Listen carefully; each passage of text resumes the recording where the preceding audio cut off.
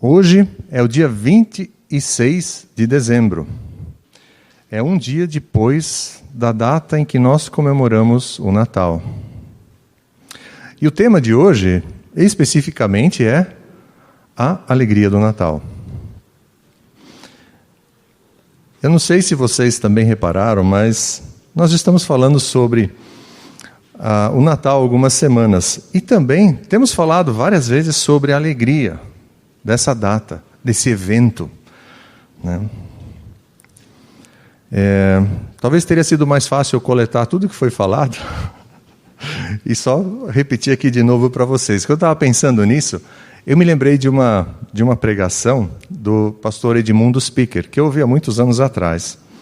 Eu não lembro se ele estava falando dele mesmo ou se ele estava falando de um conhecido que estava repetindo o sermão de domingo após domingo, o mesmo sermão. Até que um membro da comunidade chegou para ele e disse assim: pastor, mas o senhor está repetindo o mesmo sermão todo domingo? Aí o pastor retrucou: pois é, eu vou repetir até que vocês comecem a aplicar. Às vezes a gente tem que ser lembrado das coisas, né? Às vezes para a gente aplicar, às vezes coisas boas também, né? E de qualquer forma, a alegria do Natal é uma coisa muito boa para a gente lembrar todos os dias. Todos os dias. É um motivo realmente de muita alegria. E nós vamos ver um pouco mais sobre isso aqui, né? É bom a gente lembrar de coisas boas. Porque no nosso mundo de hoje, se a gente liga televisão, internet, mídias sociais, a gente só ouve ou recebe uma enxurrada de notícias ruins. Uma enxurrada de coisas pesadas, né? E mesmo em meio a isso, a alegria do Natal é para a gente lembrar que nós podemos erguer as nossas cabeças sim e nos sintonizar naquele que é a fonte da nossa alegria, né? A gente pode se sintonizar nas coisas certas, né? Eu lembrei também disso aqui em Lamentações, lá no Antigo Testamento. Jeremias nos fala assim, em Lamentações 3:21, todavia, lembro-me também do que pode dar-me esperança. Então, a alegria do Natal é para nós uma fonte de esperança, né? É uma fonte de esperança tanto para aqueles que ainda não conhecem Jesus, como aqueles que já conhecem Jesus, né? Nós estamos aguardando coisas novas que Ele vai fazer, né? Nós sabemos que um dia estaremos com Ele eternamente, sem esse cenário que muitas vezes aqui, esse mundo tão bonito que Deus criou, mas que está tão estragado por causa do pecado, né? Agora, por que a gente insiste que é um motivo de alegria? Por que a gente insiste nisso?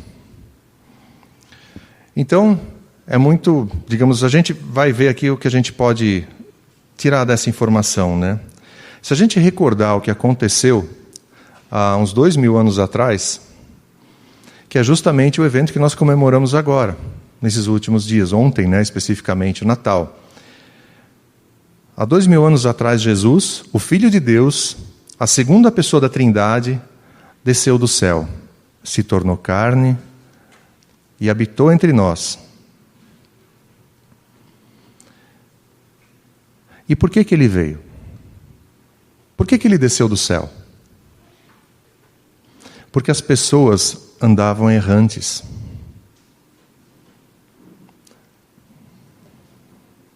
Mas por que as pessoas andavam errantes, você pode perguntar? Eu sei que muitos aqui já sabem a resposta. Mas por que elas andavam errantes?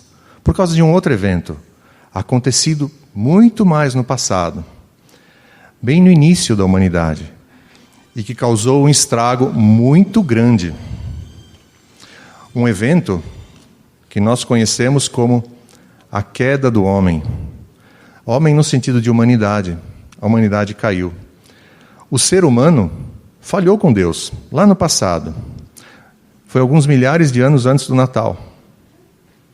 Houve essa queda. O que havia ali? Havia ali um jardim criado por Deus, que era muito bonito, cheio de cores, cheio de vida, onde havia plenitude e satisfação. Não havia ervas daninhas, não havia pragas. Ao que tudo indica, a cadeia alimentar que nós conhecemos hoje dos animais se destruindo uns aos outros por alimento não existia. Lá tudo era perfeito. E ali havia também o primeiro homem e a primeira mulher. Deus havia criado o ser humano à imagem e semelhança dele. E a ele havia sido dada a incumbência de cuidar do jardim. Todos os dias à tarde, Deus vinha conversar com esse casal no jardim. E era um momento de alegria para eles. Era um momento de alegria para Deus também. Eles podiam fazer de tudo nesse jardim. De tudo, exceto uma coisa. Havia uma proibição nesse jardim. No centro dele havia uma árvore especial, chamada de árvore do conhecimento do bem e do mal. Algumas pessoas já ouvi falando assim, eu também pensava assim, árvore do conhecimento, né? Mas isso é incompleto. É a árvore do conhecimento do bem e do mal. Deus instruiu naquela época Adão de que ele jamais deveria comer do fruto dessa árvore. A Bíblia não informa que fruto era esse. E também não é o foco aqui da nossa mensagem, e não é a importância. A importância aqui é que se ele comesse desse fruto um dia, morreria. E essa seria a maldição que cairia sobre a humanidade caso houvesse desobediência a essa proibição, a morte. Morte significa separação. Haveria uma separação, haveria uma cisão entre Deus e o homem. E o resultado do que aconteceu nesse jardim, nós sabemos hoje. Né? Porque o homem desobedeceu, o homem falhou. Então a consequência foi justamente a separação de Deus e do homem. Ou seja, houve a morte entrou. Essa foi a primeira consequência. E a segunda também aqui, a gente pode dizer que os corpos deles também começariam a morrer. Então começaria a haver a decomposição do corpo. E essa maldição caiu sobre o ser humano. Porque nesse dia entrou aquilo que nós chamamos de pecado. E o pecado, ele se entranhou no ser humano de uma forma assim muito, muito profunda. É como se a gente pegasse um copo de água limpa e colocasse uma gota de um corante, alguma coisa. A gente vê como a água vai tomando a cor do corante, ele se mistura com a água. O pecado, ele fez um estrago grande assim na nossa vida.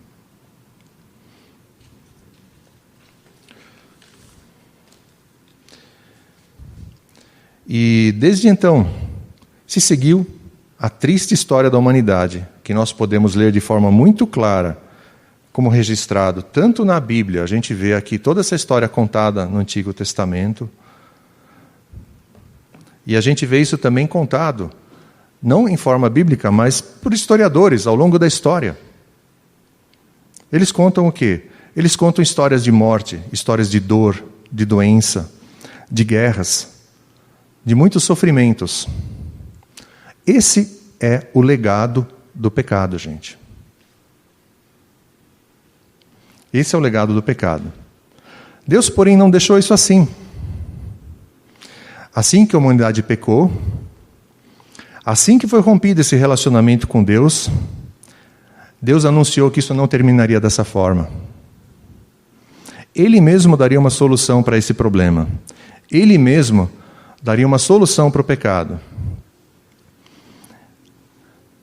O estrago foi grande. E aí o conserto também precisa ser muito grande. E então um plano terrível e ao mesmo tempo magnífico foi concebido por Deus. O plano consistia na vinda do Salvador ao mundo. Ele foi profetizado e aguardado durante muitos séculos, mas um dia ele veio.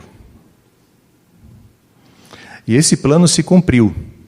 E esse momento crucial é justamente o Natal.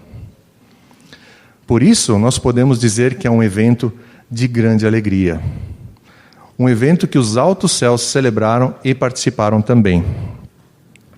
E assim nós chegamos ao nosso texto da pregação de hoje, que está em Lucas 2, versículos de 8 a 11. Se vocês puderem abrir.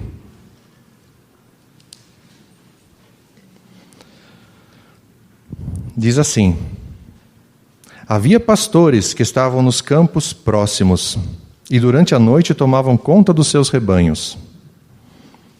E aconteceu que um anjo do Senhor apareceu-lhes, e a glória do Senhor resplandeceu ao redor deles, e ficaram aterrorizados. Mas o anjo lhes disse: não tenham medo, estou lhes trazendo boas novas de grande alegria que são para todo o povo. Hoje, na cidade de Davi, lhes nasceu o Salvador, que é Cristo, o Senhor.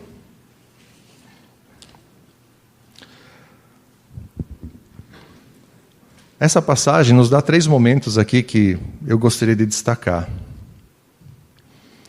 Diz aqui: um anjo apareceu, e a glória do Senhor resplandeceu sobre esses pastores. São pastores que viviam nos campos, cuidando dos rebanhos de ovelhas. Isso era comum ali. E justamente o anjo apareceu para esses pastores. E qual foi a reação deles, Eles ficaram aterrorizados. Temor e pavor são reações que o homem pecador tem normalmente diante de uma aparição sobrenatural. Ainda mais quando se tratam de anjos carregados da santidade de Deus. Mas note a primeira fala do anjo. Ele disse assim: não tenham medo, não tenham medo.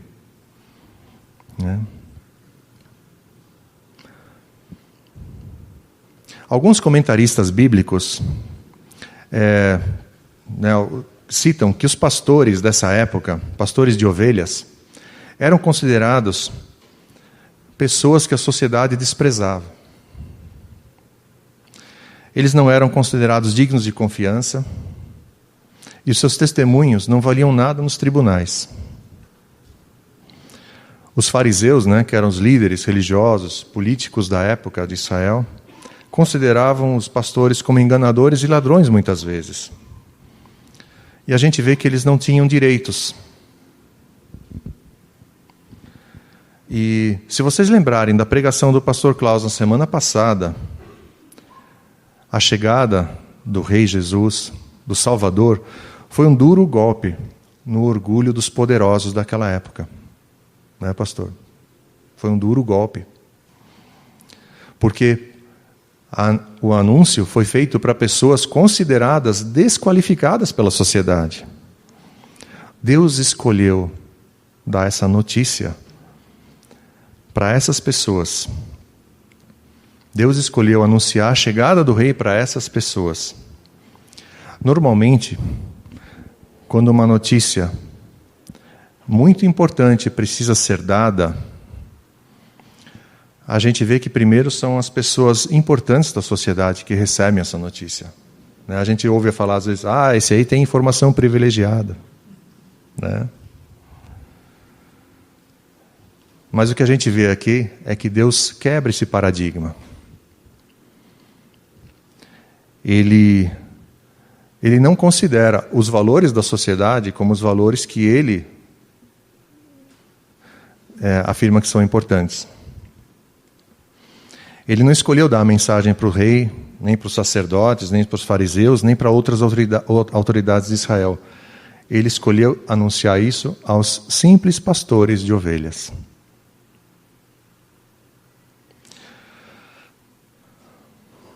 Um outro momento que nós temos aqui, que a mensagem do anjo não é simplesmente uma mensagem de alegria. Vocês podem ver isso no versículo 10. Ele diz: é uma mensagem de grande alegria, grande alegria. Porque esse evento trouxe ao mundo a tão aguardada promessa, a vinda do Messias. O plano de resgate de Deus estava em pleno andamento. A pessoa, ou melhor, a única pessoa que poderia realizar esse plano, havia nascido. O campeão de Deus tinha acabado de nascer aqui na terra. Isso foi motivo de júbilo nos céus. Os anjos assistem a tudo e também cantam de alegria para celebrar o nascimento do Deus que se tornou homem. A gente pode ver isso um pouco mais adiante no texto, em Lucas 2, de 13 a 14.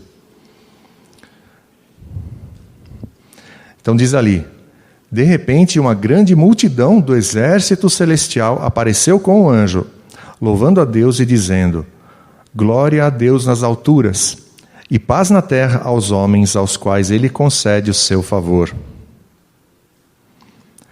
Esse coral de anjos, essa multidão do exército celestial, apareceu para aqueles pastores que acabamos de falar.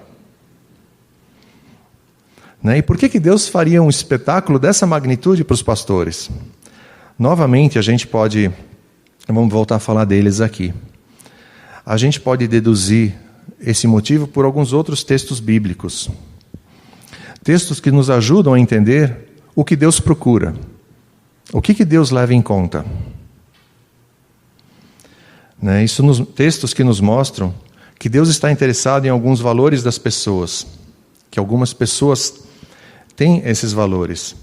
Isso também nos ajuda a evitar seguir muitas coisas que a gente ouve hoje em mídias sociais, né? Na imprensa e etc. Vamos ver o que a Bíblia diz. O que agrada a Deus? Quem Deus procura? No Salmo 51, 17, por exemplo, nós podemos ver ali: os sacrifícios que agradam a Deus são um espírito quebrantado. Um coração quebrantado e contrito, ó Deus, não desprezarás. Também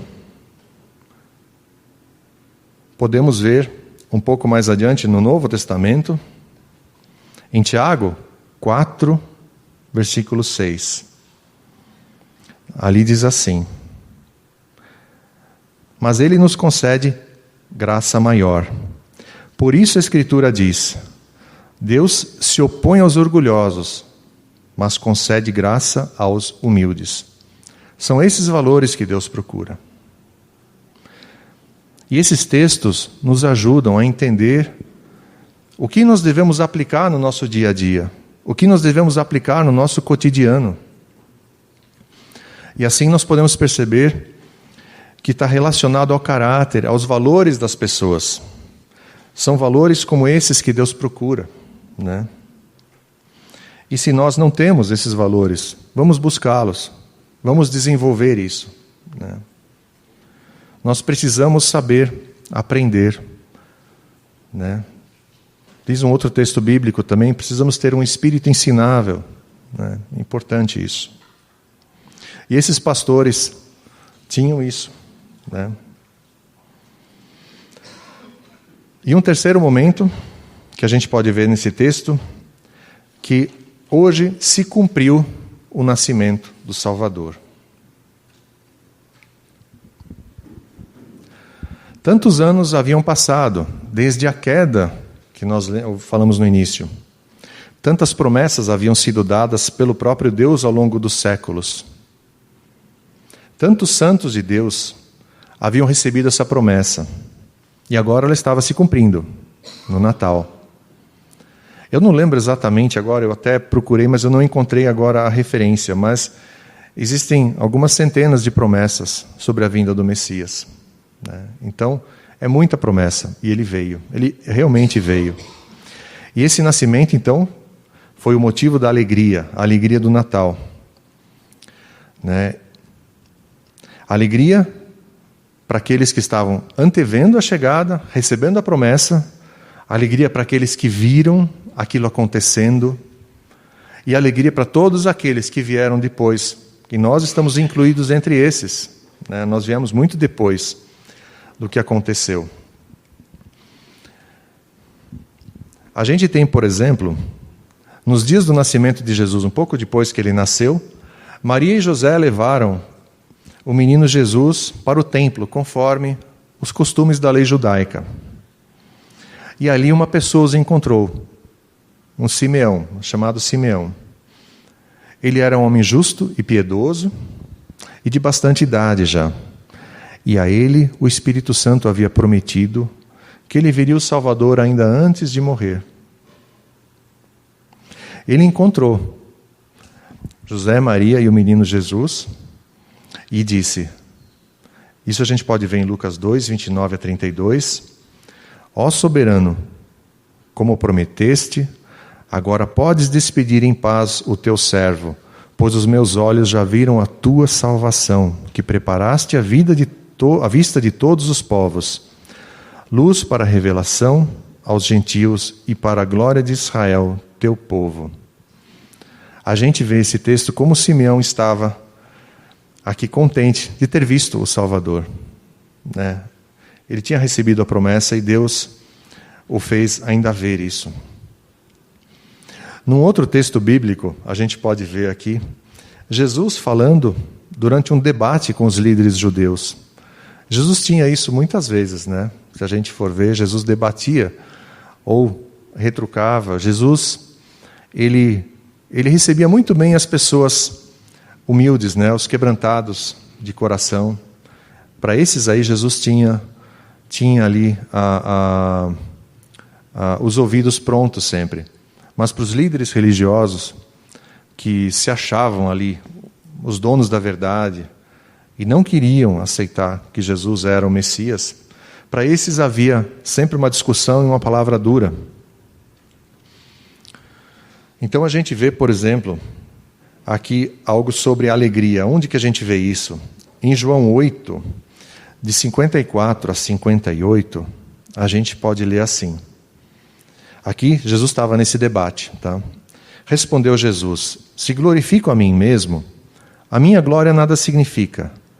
Meu Pai, que vocês dizem, vocês, os sacerdotes, os líderes religiosos, né, vocês dizem ser o Pai de vocês, é quem me glorifica.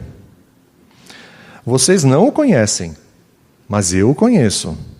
Se eu dissesse que não o conheço, seria mentiroso como vocês. Olha a patada que Jesus dá neles, né? Mas eu de fato o conheço e guardo a sua palavra. Abraão, pai de vocês, regozijou-se porque veria o meu dia. Ele o viu e alegrou-se. Disseram-lhe os judeus, você ainda não tem 50 anos e viu Abraão? Respondeu Jesus, eu lhes afirmo que antes de Abraão nascer, eu sou. Então aqui nesse trecho, além de falar da alegria com a vinda de Jesus que Abraão teve, Jesus também está afirmando sobre a divindade dele, né? Ele dizendo, antes de Abraão nascer, eu sou. É o que Deus usou no Antigo Testamento, que é o nome dele, né? Então só Deus podia usar essa palavra. E Abraão viu isso. Abraão teve a promessa. Isso são só para citar alguns exemplos, né? Tem muitos outros na Bíblia.